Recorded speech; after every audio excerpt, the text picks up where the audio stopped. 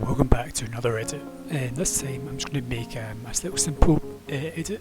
So to begin with, we've got some marijuana just in the background as our template, as our just normal background template. And next I'm going to add some smoke, and obviously the opacity is reduced around 70% for both the top and the bottom layer.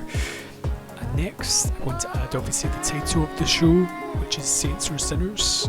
And obviously the show is about legalising weed in the UK.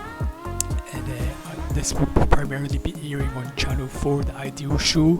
So we add into our Channel 4 logo, as you can see, we've got some little shadow overcasts with some inner glow just to kind of blend in with the image a little bit. And lastly, we're going to add some colour correction, obviously just a bit to kind of bring the whole image together. And that is it. Thank you very much for watching, and I'll see you in the next one.